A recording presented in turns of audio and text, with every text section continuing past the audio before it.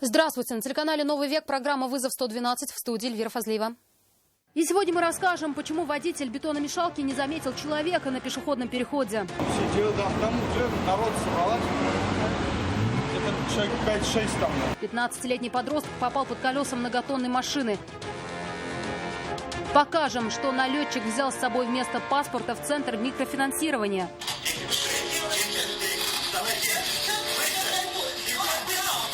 В Казани задержали 51-летнего подозреваемого в разбое. 7-летний мальчик утонул в водоеме в селе Татарские Суксы. Подробности трагедии, произошедшей в Актанышском районе. Это и не только. Прямо сейчас. Вышел из автобуса и спустя секунды попал под колеса бетономешалки. Многотонник сбил 15-летнего подростка этим утром на пересечении улиц Тихорецкая и Крутовская. Предварительно молодой человек переходил дорогу по зебре. В каком состоянии находится пострадавший, узнал Ленар Гинатуллин. Как произошло, не знаю, не видели. А кто хоть пострадал там, мальчик, девочка? Мальчик был. Очевидцы рассказали, за секунды до столкновения молодой человек вышел из автобуса. Он решил перейти дорогу. Причем сделал это не сзади, а перед автобусом по пешеходному переходу. В этот момент стоящее маршрутное транспортное средство объезжал КАМАЗ, водитель которого заметил пешехода в самый последний момент. Погиб, что ли, или как? Не, он больше. Ну, то есть сбили, он сразу встал или... Он сидел там уже народ собралась. Это человек 5-6 там.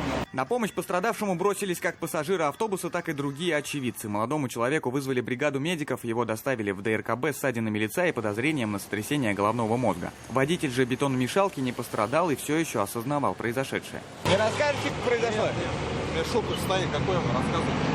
Позже он объяснил, что двигался с небольшой скоростью. Также мужчина недоумевал по поводу нанесения разметки возле автобусной остановки. По его мнению, общественный транспорт закрывает ее обзор, хотя местные жители имеют на это свое мнение. Часто ходим, не бывало, только ведь первый раз. Степень вины водителя определится после постановления диагноза пострадавшему. Ленар Гинатуллин, Вадим Илларионов, «Вызов 112». 2 человека пострадали в результате аварии в Набережных Челнах. На перекрестке улиц Техническая и Промышленная столкнулись «Лада» 10-й модели и КАМАЗ. От удара легковушка вылетела с дороги и превратилась в груду металлолома. 31-летнюю автоледи «Лады» доставили в больницу скорой медицинской помощи. 68-летняя пассажирка после осмотра была отпущена домой. Пошел на обгон, не убедившись в его безопасности. В поселке Юдино Kia выехала на полосу встречного движения, чтобы обогнать Hyundai. О таких планах его водитель не знал и, не посмотрев в зеркало заднего вида, начал поворачивать налево. Чтобы не въехать в иномарку, владелец Kia выехал за пределы дороги. Перелетев через бордюр, он столкнулся с деревом. В результате происшествия никто не пострадал, а вот Kia получила серьезные повреждения ходовой части и не смогла самостоятельно покинуть место аварии. Volkswagen и Opel столкнулись сегодня днем на пересечении улиц Островского и Вишневского. По одной из версий, немецкий автомобиль начал поворачивать налево на зеленую секцию светофора, тогда как второй участник аварии двигался ему навстречу в прямом направлении. Основные повреждения получил Volkswagen. У иномарки была разбита вся передняя часть. Люди в аварии не пострадали. Участники происшествия остались дожидаться на месте сотрудников госавтоинспекции.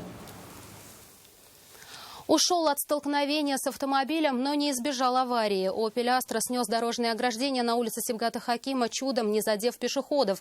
Таким образом, водитель иномарки увернулся от удара с автомобилем, выехавшим с полосы встречного движения. Подробности в материале Айгуль Бадрудзиновой. Как произошло-то? Один только участник, что ли, да?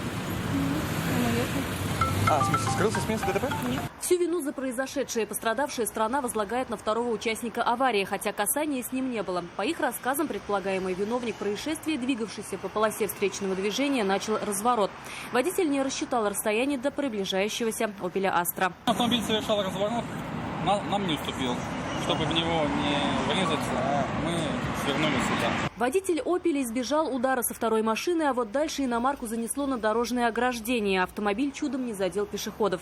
Несмотря на то, что касания со вторым участником ДТП не было, его водитель не пытался скрыться и остался на месте происшествия. Мы вызвали ГАИ, нас оформили, он вину признал. И мы отъехали. То есть сейчас просто ждете... Ждем эвакуатор, потому что колесо заклинило.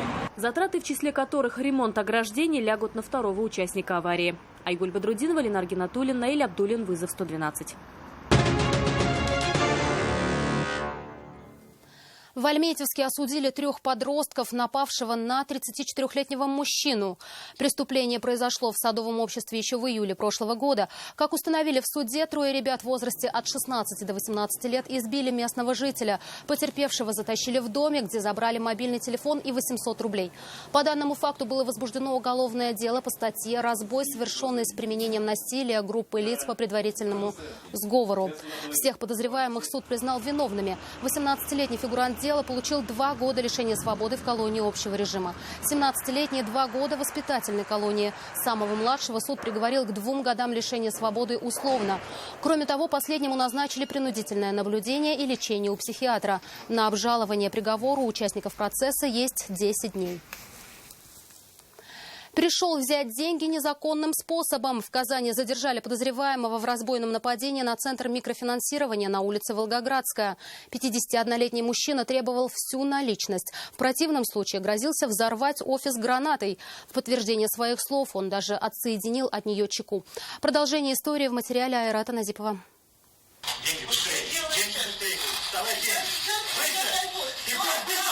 Он ворвался в центр микрофинансирования в разгар дня и стал требовать от 32-летней сотрудницы деньги. Паспорта с собой не было, зато был предмет, похожий на гранату. Отсоединив от нее чеку, мужчина показал, что терять ему нечего и что лучше отдать ему все деньги. Испуганная женщина спорить не стала. Открыв сейф, она достала пластиковый контейнер, из которого злоумышленник похитил 75 тысяч рублей. Получив желаемое, налетчик скрылся, а сотрудница вызвала полицию. Потерпевшая описала предметы нападавшего. Кроме того, оперативники изъяли записи камер видеонаблюдения.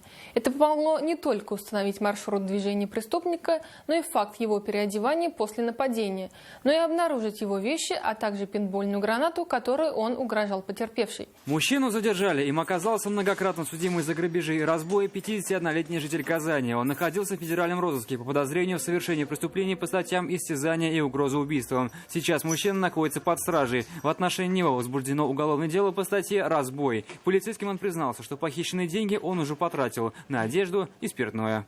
Айрат Назипов, Нафиса Минязова, вызов 112. 7-летний ребенок утонул в водоеме села Татарские Суксы Актанышского района. Мальчик во время игры с детьми упал с обрыва в воду. Рядом не оказалось никого, кто бы мог прийти к нему на помощь. Местные жители извлекли тело ребенка из воды в 3 метрах от берега на глубине 2 метров. Прибывшим на место медикам оставалось лишь констатировать его смерть.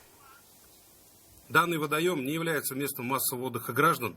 Установлен аншлаг, купание запрещено. Обстоятельства гибели и причины происшествия устанавливаются. Главное управление МЧС России по Татарстану напоминает, что игры у воды, особенно на высоком берегу, а также купание детей без присмотра взрослых, тем более в необорудованных местах, смертельный риск. А вот тонущего 54-летнего жителя Лениногорска удалось спасти. По рассказам очевидцев, нетрезвый мужчина, не снимая одежды, прыгнул за ограждение в водоем.